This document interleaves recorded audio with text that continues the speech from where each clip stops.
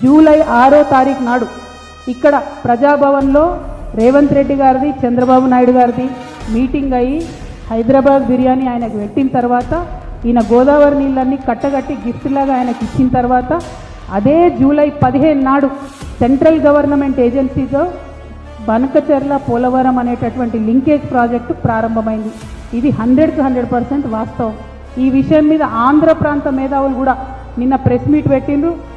AB Venkateswararao గారు, కంబంపాటి పాపారావు గారు, అక్కినేని భవానీ ప్రసాద్ గారు, టి లక్ష్మీనారాయణ గారు వీళ్ళందరూ కలిసి నిన్న ప్రెస్ మీట్ పెట్టి మనం తెలంగాణ వాళ్ళని చెప్పినమే వాళ్ళు చెప్తున్నారు. ఆల్రెడీ నీళ్ళు ఇచ్చే ఏరియాకే మళ్ళీ నీళ్ళు తీసుకొచ్చే ఈ ప్రాజెక్టు ఎవరి కోసం కడుతురు, ఎందుకోసం కడుతురు, కేవలం మెగా సంస్థ కోసమే కడుతున్నారు అని అన్నారు. ఈ అవినీతి చక్రవర్తి గారి అవినీతి బార్డర్లు దాటిందనడానికి ఇది మరొక రుజువు. ఇక్కడ ఆయన ఒప్పుకున్నాడు, అక్కడ ప్రాజెక్టు మళ్ళా ఆయన ఫేవరెట్ సంస్థకే ఇస్తూ ఉన్నారు.